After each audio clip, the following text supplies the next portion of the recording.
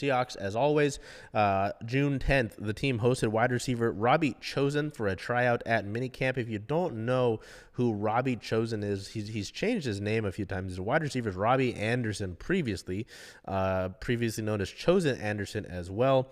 Currently a free agent. The Seahawks did not sign him to a deal after his tryout. He's been around the league a little bit. Spent the first 4 seasons of his career with the New York Jets. Posted decently solid numbers there, but never really was a number one type guy. Spent the 2 full seasons in Carolina, 2020 and 2021, before spending only 6 games with the Panthers in 2022, and the remaining 10 games with the Cardinals in 2010, and then playing 9 games last year with the Miami Dolphins, but only catching 4 passes.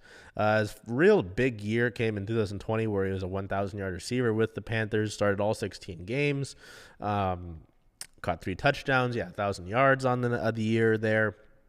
A few rushing attempts, but nothing that was really too crazy outside of that. Again, you look at a pretty decently long career. I mean, been in the league since 2016. Seahawks kicking the tires here to see what he might have still to go in the NFL, but as it looks right now, I don't know. Considering that he didn't sign a deal with the Seahawks after this invite to minicamp, I don't know if we'll see it, but the team's offseason is done with that program. So maybe they're just going to wait to do that.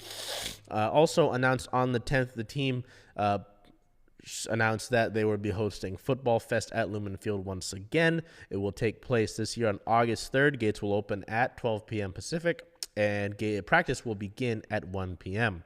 From the release that the Seahawks put out, Seattle Football Fest offers an exclusive opportunity to watch the team practice at Lumen Field. In attendance, in addition to the practice on the field, will be the Seahawks dancers, Blue Thunder, and Blitz. Autographs, a football toss, and giveaways will follow, and exclusive opportunities to interact with the players and coaching staff. The tickets start for this event at $12, and parking is available at Lumen Field for $20. So that's available. I mean, it's kind of cool. You've got all of the training camp days that will take place for the Seahawks closer to the season, and those do have fan access. Some are restricted, but then this is a big sort of it's their version of Fan Fest in a way for the Seahawks. So there is that announcement. June 11th, it was announced that prior to their preseason game on August 17th, the Seahawks will head to Nashville early for joint practices with the Tennessee Titans.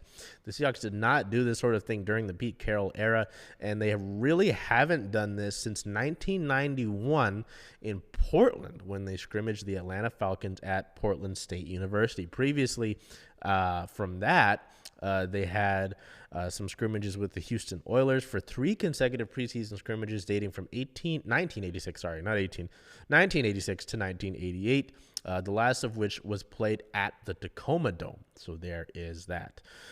Further looking into it, on the 11th, the team tweaked the contract of defensive tackle Jarran Reed.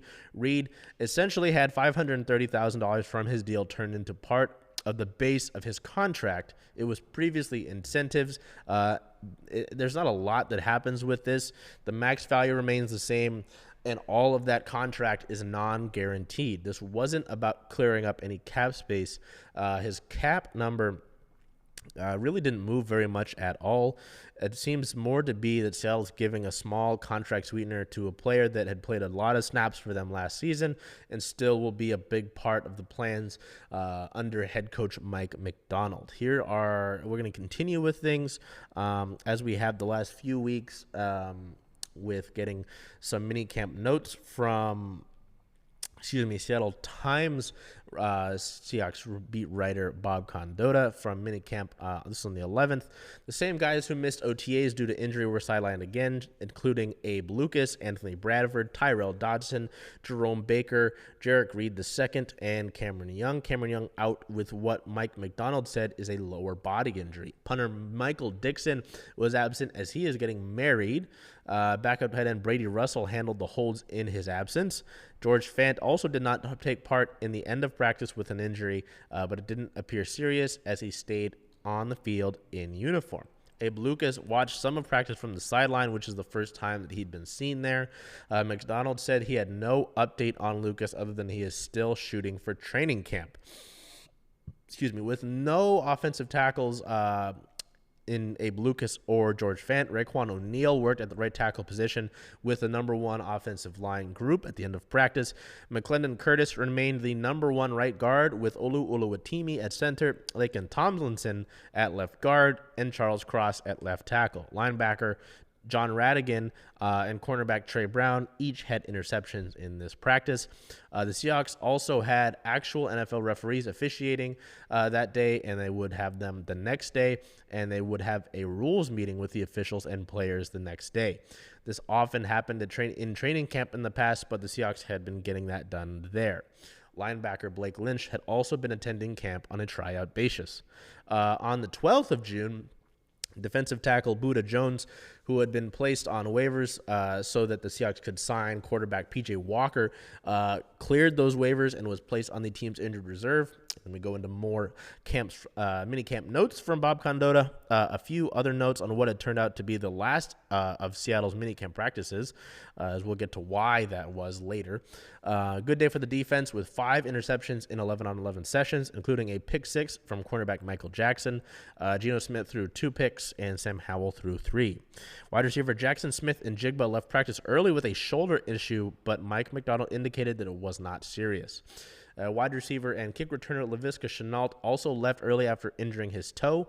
Offensive tackle George Fant did not practice due to load management, but offensive lineman Anthony Bradford was back after missing much of the last few weeks with an ankle injury. With George Fant and Gabe Lucas out, Raekwon O'Neal continued to work as a starting right tackle. In some comments here, Mike McDonald liked the team's offseason and canceled the next practice, which would have been the last mini camp session. So that would have been that next day. Yes. Mike McDonald said the Seahawks got to start a week earlier than teams with returning head coaches, which is true, which we've been telling you. So they've been going at it since April 8th with that offseason program. Seattle also had a separate minicamp in April that is allowed for teams with first-year head coaches, and as McDonald noted, the team appears to have gotten through the offseason programs largely healthy. Training camp will start in late July, so really they won't be long until they're back out on the field. The other really significant piece of news for the Seahawks over the past week was that they restructured the contract of defensive lineman DreMont Jones, who they've moved around quite a bit. They've had him lining up in the middle of the defensive line as well as the outside linebacker position, which is pretty interesting to see. The move created $7.4 million in salary cap space for the 2024 season.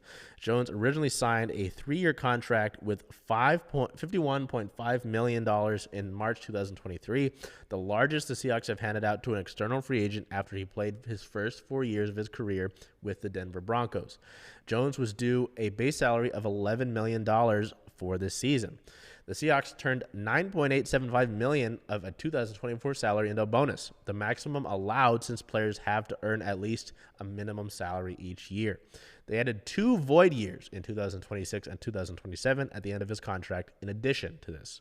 Turning the salary into a bonus allows the Seahawks to spread $9.875 million over what are now 4 remaining years of the deal, or $2.485 million each year. That drops his cap number from $18.1 million for this year to $10.7 million, but adds $2.48 million to the 2025 cap and pushes $4.937 million into 2026. So essentially, all that does is it gives the Seahawks money to operate. They were really tight against the cap after they had signed all of their draft picks from this year's 2024 class. So getting some cap money, pushing some money around really makes sense and really shouldn't impact much outside of this. So as we mentioned, this was the last part of the offseason program, and the Seahawks will be back for training camp in July. I wouldn't put it out of the realm of possibility that we'll have notes, bits, and pieces here and there for the Seahawks, but for now, that's all we've got.